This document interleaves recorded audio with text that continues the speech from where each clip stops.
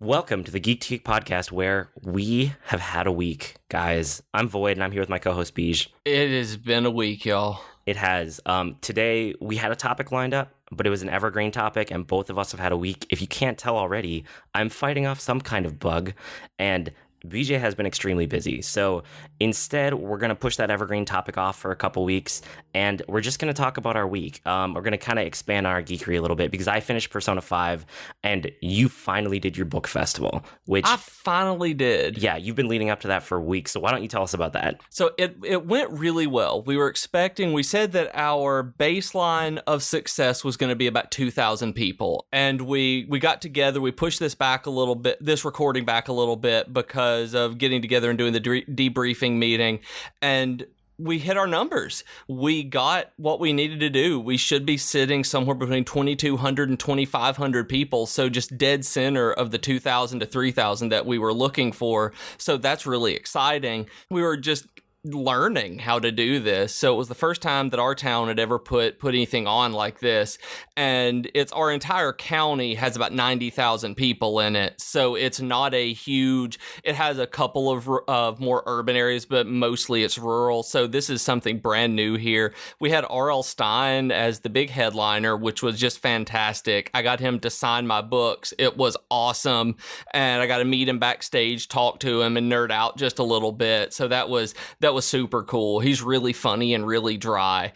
He watched the video. My wife made him watch part of the video that we put together to announce him coming here back in October, and he was watching, and she was like, "Oh man, I didn't remember this was as long as it was." And his response was, "Yeah, and it's getting longer every minute," and it just keeps getting longer. And so I was like, R.L. Stine burned my wife. That's fantastic.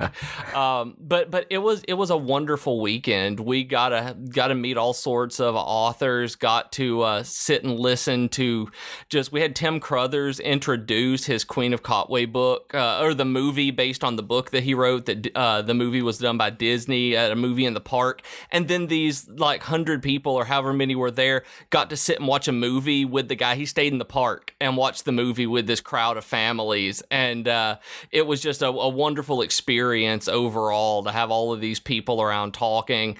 Part of my geekery this week I just wrote down was that I got to hang out with Tobias Buckell, and he's one of my favorite sci-fi authors, and it was his advice and his book Nascence that got me my first short story sold, and my Kickstarter for Birthright was based on his first Kickstarter because it was a success. So really the reason that I was able to pay a down payment on my house is because of this guy, and so I made sure I told him that. And so we basically just hung out all day because I was kind of his handler, and went to dinner afterwards, and it was just fun. Just overall, it never felt like I was pulling almost 14-hour days of work because they went by so quickly and we were just having a good time.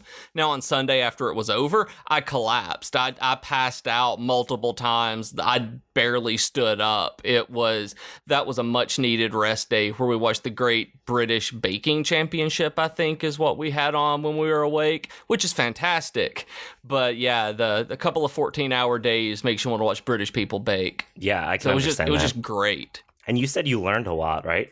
Oh, I learned so much. That's what tonight's meeting was about, where we just kind of pooled our ideas together, realized what was going on, and we realized that we probably had too many authors at the same time, so we need to pare that back. And the way that we had looked at it as putting different venues that you could walk to, we need to keep it consolidated in one place more, or at least closer with an eye shot of things to make people go to the ones that are further out.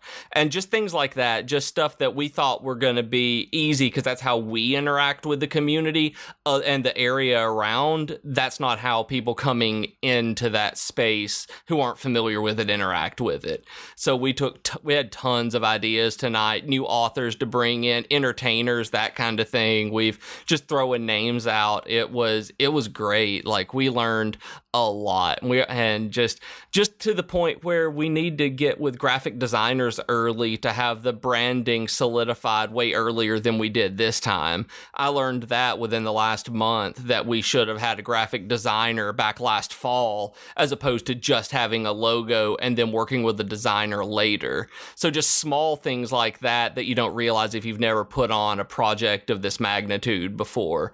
So it was great. Cool. That's awesome. Yeah, but that's pretty much all I've done. This week has been me running around, designing things, finishing up, knocking things off a to-do list that had to do with it. And this started on Friday at noon, and I finished my to-do list at about 10 o'clock on Friday morning. So, I mean, cutting it close to the wire, but as I told everybody, they say it takes a village to raise a baby, and it certainly took a village to raise this one. But we got it done. Good job. It's nice to have it done, right? Yeah, it's done. Now I'm going to do a couple of cleanup things. My contract will go a little bit longer to write the final report, basically send it to sponsors, something that we can use to get other sponsors for future events, put things together to use to get other vendors there, just that kind of thing. The stuff that we didn't have before when we were pushing this for people, where it was a lot of personality going out. It's like, hey, this is gonna be awesome.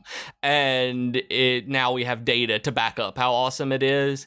And as a side note, you guys know that I love to talk, and me rambling here is a pretty good indication of that. But and you guys know my personality. This is me, by the way. This isn't me putting on for a podcast. And No, we tried that once because you wanted to see what it would be like if you went more into like a radio mode, and it does not sound genuine from you at all. No, it does not. I have no ability to keep my personality out of the way that I speak on here. And that's good. I love that. I love that about the podcast. And apparently people love that about me in person, because I got a lot, and that's how I tried to do with the copy for this festival, was trying to have something that was very unique, very upbeat, and almost like, I don't even know how to put it, just towing that line of almost too slangy and casual, but at the same time it was still very inviting and just conversational and still getting the point across. And it worked. I had so many people telling me that the communications that I had with them in the tone of the festival and talking with them like this in person was one of the things that drew them, and it made me feel just fantastic that I'd actually succeeded at that. Because again, first time festival, I don't know if that's going to alienate people or not. I mean, I've always said that with students and everybody, you either love me or you hate me. I've had students who have stuck with me for all 4 years of college, and I've also had students who dropped my class 30 minutes after having a syllabus handed to them, and I even had one walk out of the room, salute me, went, "Have a nice life." And it's hit or miss on me. Babies love me, I'm a loud cartoon character, or they hate me because I'm a loud cartoon character. It's either or. So I was really happy that the festival went to the point where it succeeded, and that big cartoon character drew people in. So that's my humble brag, but not so humble. Nice. So for me this week, besides catching this lovely bug that's making me sound so nice in your ears right now, you still sound better than I did when I didn't have a voice. You hopefully still sound 100 times better. Hopefully. I'm having some like hot beverage at the moment to get me through this podcast, but I wanted to put something out this week. I did finish Persona 5. And I also had a crazy work week, so it's not bad that we're having a shorter episode. But I finished Persona 5, and I needed to talk about it. So the last thing that to talk about before I talk the whole game altogether is confidants, because I didn't really touch on it the last few weeks I've been talking about it.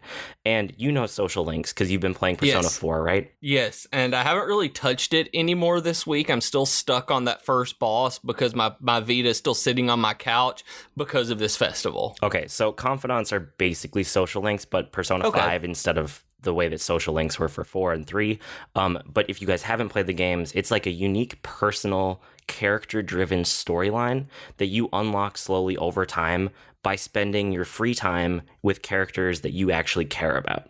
So okay, cool. Yeah, and increasing these social links, which are confidants in Persona 5, they give you other bonuses in the game. So if it's a main party member, it's usually like new abilities, new skills, new things that you can use in dungeons and in combat, that kind of thing. If it's not a main party member, it's some kind of tangential improvement. So, if it's one like confidant, it might be discounts at a store, or like unlocking new things that you can do when you have free time, or maybe some of the other ones do tie back into dungeons. Like there's a politician in Persona 5 that improves your negotiation skill, so that when you're talking to people, when you have them in a holdup, like I talked about the holdup mechanic last week, you have a higher chance of succeeding, and it gives you some bonuses to that.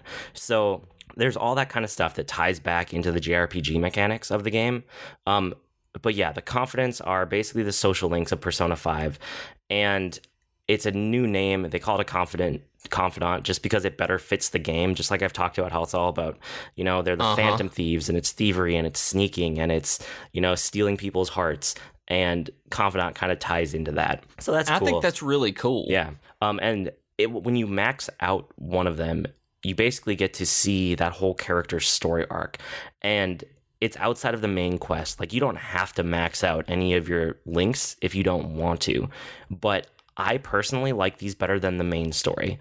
And really, it is probably the number one reason that I loved Persona 4 Golden, and the number one reason that I love this game is those character-driven stories.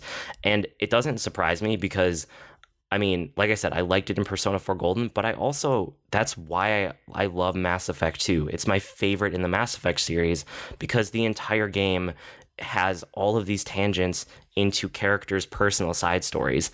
And I love that in a game. Like, I love good characters written well, where you can go off and like learn more about them by interacting with the world and spending time with them. And that was when you were talking about that just now, going into this storyline that you could unlock over time. It reminded me of the Old Republic, Star Wars The Old Republic, because you go talk to your companions and you got some quests out of doing that, but you just kind of, as you built up the loyalty and the relationship with them, basically raising faction, it opened up new things that you could do and new conversations, and I loved that. I loved being able to have a personal connection with one companion over another. That very BioWare kind of thing. That was exactly what I thought of as soon as you said that there was a unique storyline. And then you get down to Mass Effect 2, and I'm like, yep, okay, that's that. I'm glad that I was on the right, path with that. Yeah, and it's like that, but it's taken to an extreme for how much it ties back into the story, or not into the story, but into the gameplay mechanics.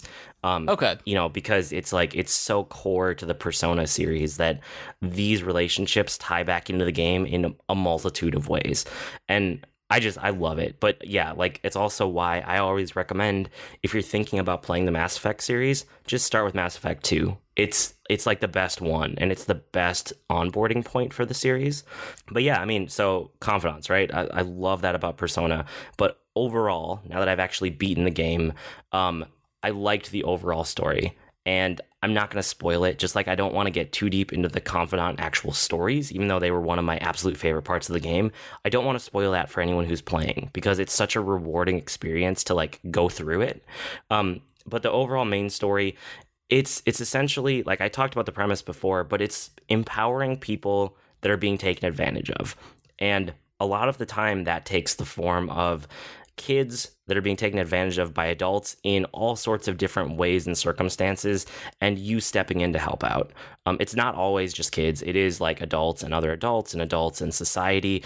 And a lot of the situations are pulled directly from real events that have happened in Japan over the last couple of years, which is fascinating. It's not things that like we have going on here, but if you know just a little bit about what's going on in Japan, things tie back into it. And it's fascinating just because Japanese culture is fascinating to me anyway.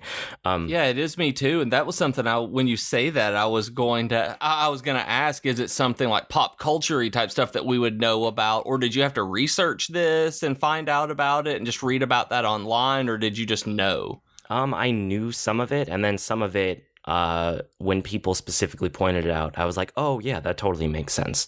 Okay. So it was a mixture, I don't live in Japan. Like, I don't know their day to day. So yeah, there are some things that I'm sure I missed tons of it just because I'm American, But right. there was enough of it there that I thought that aspect was interesting. But overall, I mean, like, I liked the end. I liked the overall story. I liked that some of it was about kind of finding joy in darkness, because this game goes to some dark places, but then it also, like, brings characters together, and it's about, like, finding what joy you can get and, like, what you can do about your circumstances, even if your circumstances are beyond your control, which I just thought that was really fascinating. Yeah, and I mean, that's where I know that you and I have talked a lot outside of the podcast, just about that idea of being happy where you are, just being where you are, not even necessarily even being happy with it, just being there and being present. And this is where we are right now, and kind of dealing with it and just making the best of it. So being able to have it not necessarily glorified, but represented, I guess, is that's awesome and really progressive for a JRPG in a lot of ways. That's why I like the Persona stuff, is dealing with those kinds of issues that you don't necessarily get in a lot of the JRPGs, like Chrono Trigger or from the old or even newer Final Fantasy games until like 15. Yeah, totally. So it's a great game. I loved it. There's no doubt it's going to be in my top games of the year when we get to that point. But better than 4 overall, now that you've played all the way through it? Do you like it better than 4? They're so different. I think it depends what kind of mood I'm in, which one would come out on top. It's kind of like picking between my favorite other JRPGs, right? Like my favorite Final Fantasies versus my favorite Chrono Trigger. Well, you know, the one Chrono Trigger. But you know what I mean? Like, it depends what mood you're in and what you're after. Like, I can see circumstances where I would rather go back and play Persona 4 or Persona 5.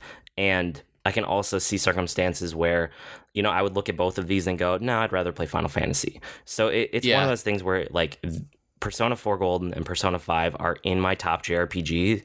Like, they're in that mix, but on any given day, in any given circumstance, whatever comes out on top is going to be different. That makes sense, because I was thinking back to like Mass Effect 1 and 2, where like 2 is a better game overall, start there, where with 4, it's everybody loves it, so I was curious. Yeah, I mean, they made a lot of improvements, and there's a lot of things that you can point to and say, this is just objectively better, but it's also, like, it's such a different tone of a game that there's still so much in Persona 4 that I kind of want to go back to and revisit someday. So it doesn't supplant it. It's just another game that's really good in the series. But with all of that said, I would never recommend a Persona game as someone's first JRPG. You know, if you've listened to me talk about it and say it's great, like, Persona is not a good onboarding point for JRPGs. Like, I could point you to better Final Fantasy games, or, hey, Chrono Trigger is always a great place to start. And there are more modern, well, not more modern because this game just came out, but there are other modern JRPGs that are probably a better place to start. It's a really slow burn of a game, and it's a long haul, and it takes a while to get started, and you have to just commit. It's kind of like the feeling of reading an epic novel, and when you finally get to the end of it, that feeling of, like, I just had a huge accomplishment because of how much I read, like the sheer amount of it. Do you know what I mean? That feeling? Like, it's like when you finish a Brandon Sanderson novel or one of the long Stephen King, it's just like, yep, I did that. That is 1,200 pages down, and I feel satisfied for it. Right. So I'm a super fast reader, and this game, my total playtime was slightly over 68 hours. So if you think of that, that's like a week and a half, getting close to 2 work weeks worth of work. If you put it into work. I mean, this wasn't work. This was fun for me, so I don't regret it. Right. But it's a lot of time. And I say I'm a fast reader because typically, by the time the person on the screen voice acts the first word of dialogue, I've already read the 2 or 3 full lines of dialogue, and I'm ready to hit the X button to go to the next line.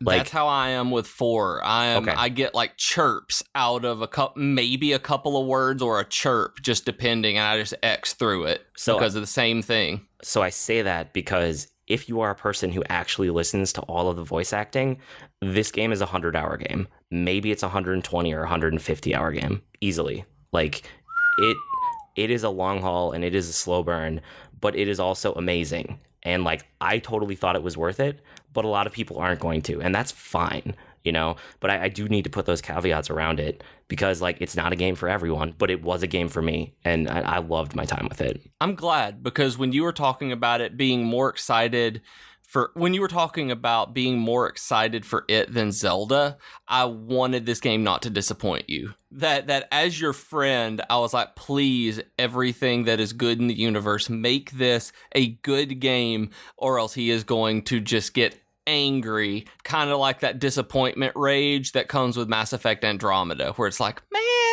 Yeah, and I don't feel like that I'm at all. glad that this wasn't it. Cool. So that was the biggest thing for my week. We both have smaller geekery, but we should probably do our geeky off of the week, even in a smaller episode.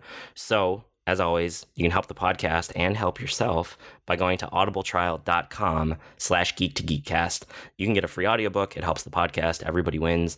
My book recommendation this week is actually part of my weekly geekery because I finished it this week. It's The Collapsing Empire by John Scalzi. Have you read this one or seen it? No spoilers. I haven't read it. Okay. This is one that I want to read and just haven't gotten to. I love the Old Man's War series by John Scalzi. This is the only one that I haven't, since I've found them and started reading them after Zoe's Tale. This is the only one that I just haven't grabbed immediately, even through the serial novel and the novellas that he was putting out, all that. This is the only one that I didn't grab on release day and read. So do you know the premise of this one? Very basically, but premise is fine. I just don't want big spoilers. Okay, so it's one of these situations where the premise doesn't become apparent to the characters until halfway through the novel. But if I didn't know the premise before I started reading it, I never would have picked it up because otherwise it sounds so generic. Can I tell you the premise anyway? Yeah. Okay. Yeah. So the premise is, this is far future. Humanity has moved beyond Earth, and there's a whole empire, and it's interconnected, but faster than light travel doesn't actually exist.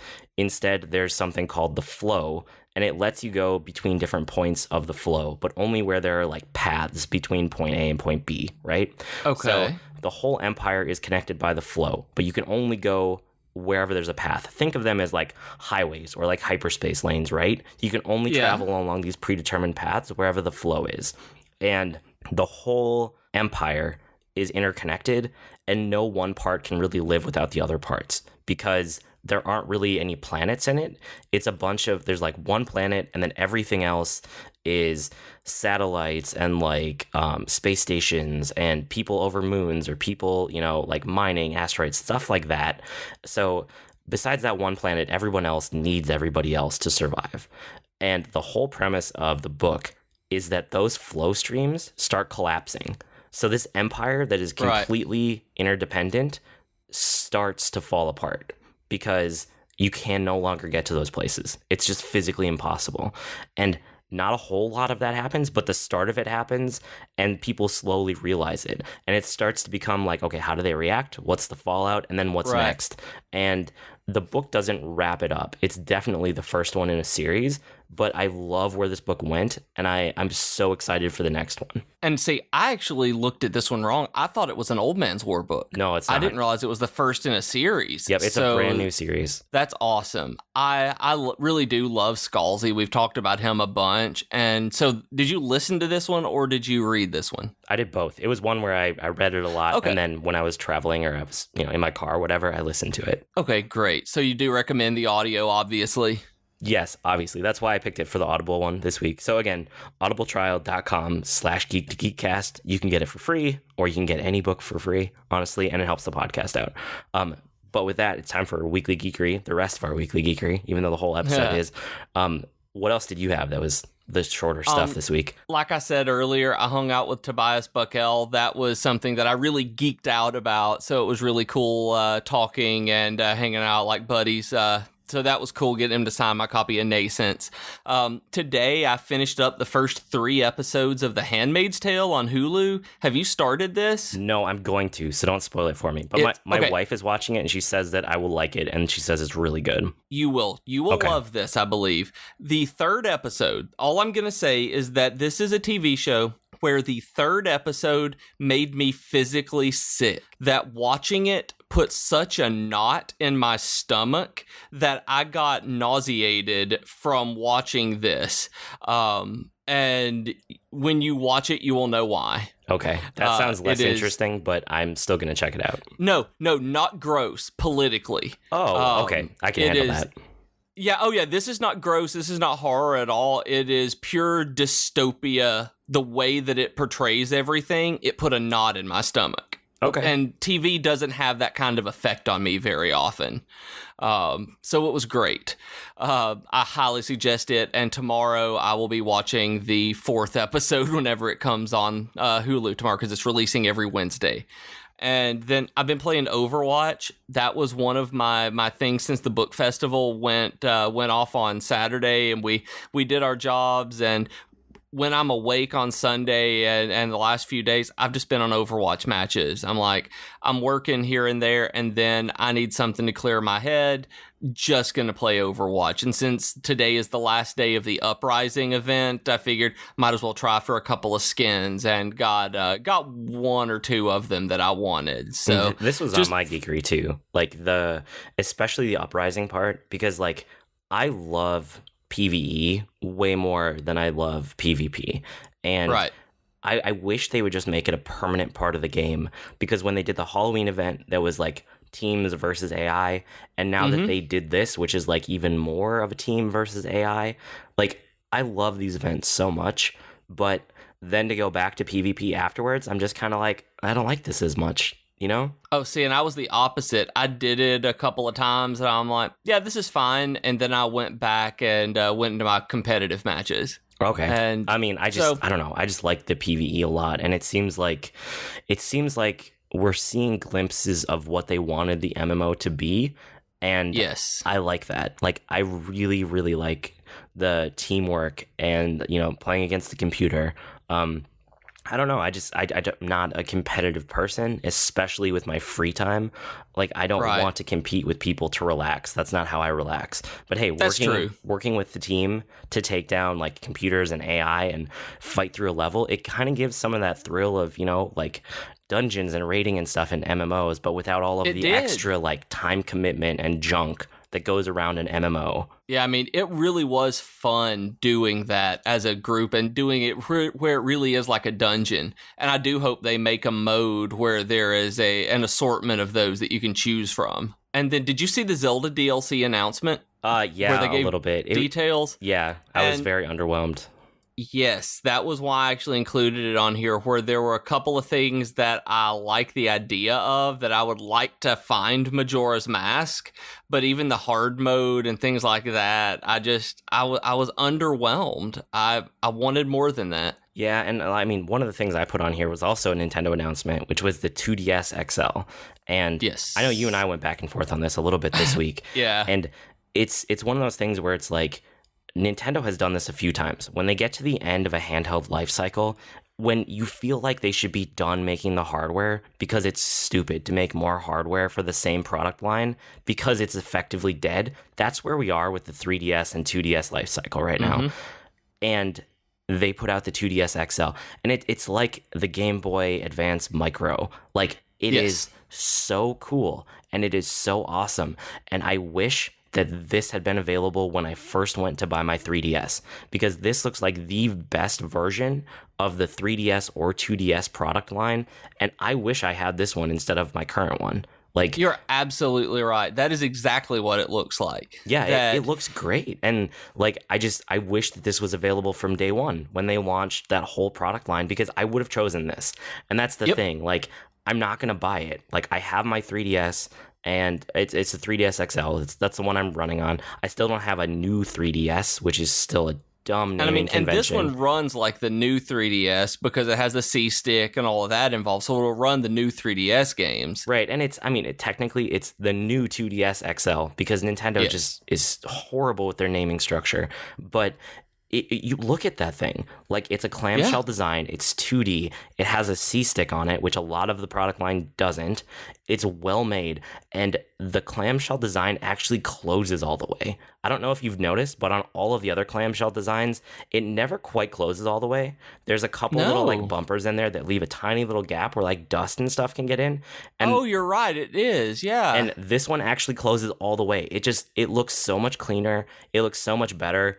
I wish I owned this one and not the one I own, but I'm not going to go spend more money on it. And for the price point, the $150 seems like a lot for it. But I mean, it's comparable to like a 3DS, like a new 3DS XL. It just doesn't have the 3D, and it looks Right. cooler and slicker, and it costs less. So, like I said, if this was available when I was looking for my 3DS initially, I would have bought this, no questions asked. Yep. And it's one of those things where, like, you know, give it 10 years and look back on this whole product line. This is probably going to be the one that's the most sought after, honestly.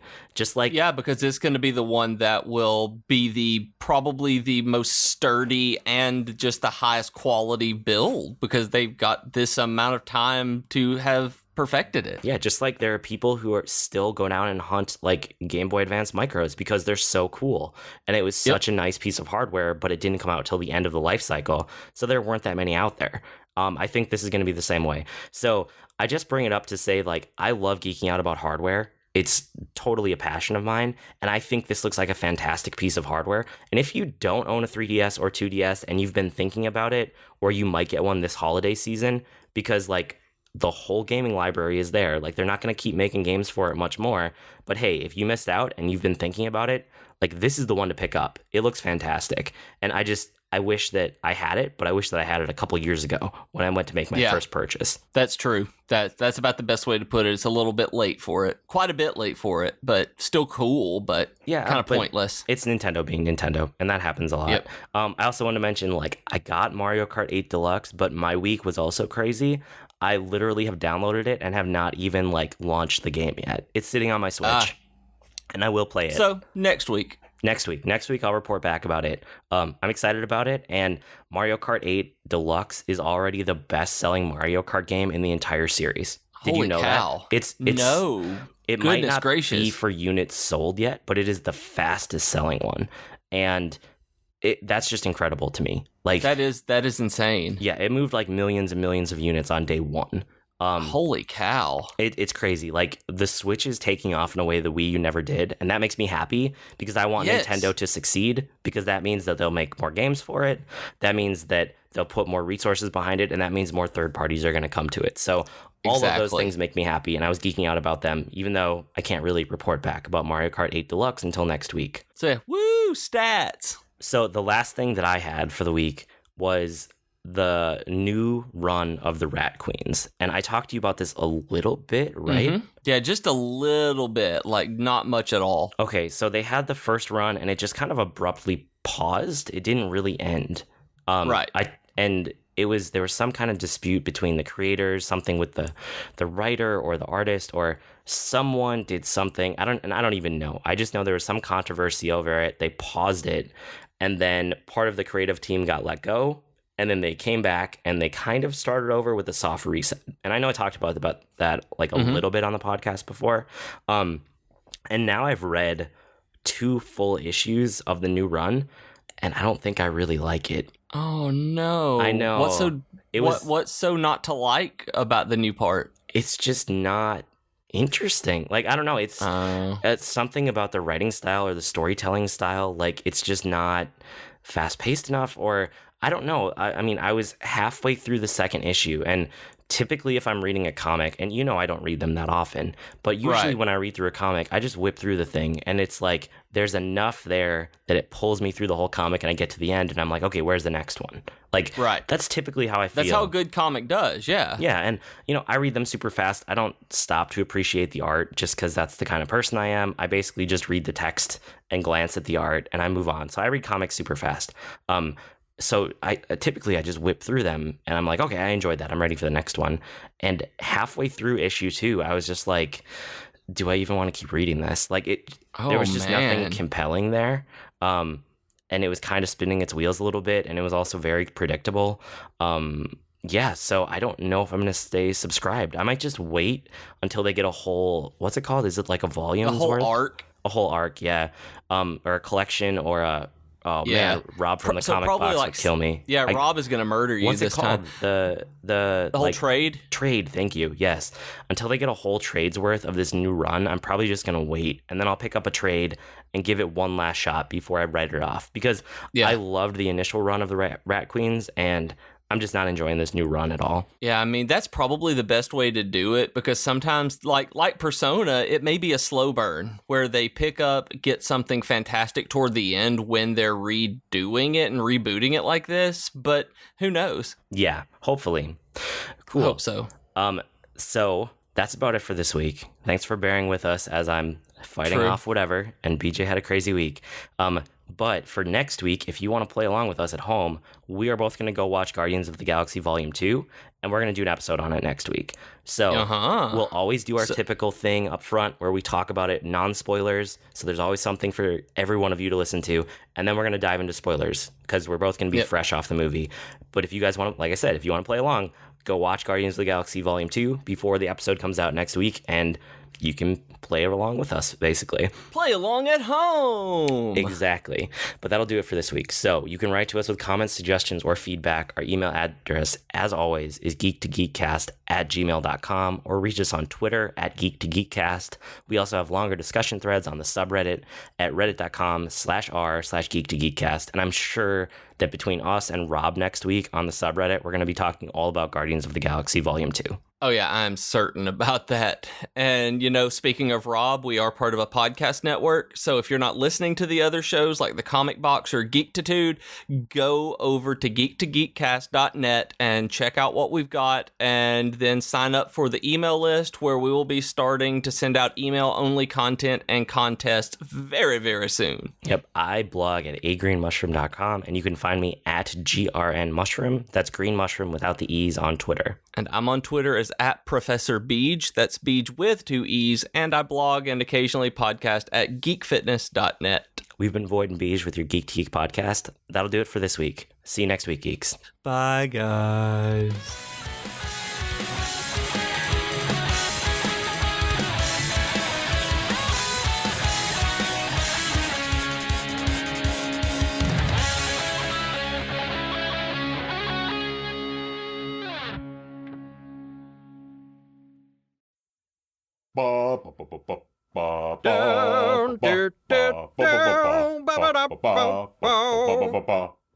Comics. Hey everyone, this is Rob, your friendly neighborhood comic geek. And this is Liam, the languishing, lascivious Liam of Langley. Wow, that was extremely illiterate of you. Well, I try. We are the hosts of The Comic Box, part of the Geek to Geek podcast network. So join us. Bop, bop.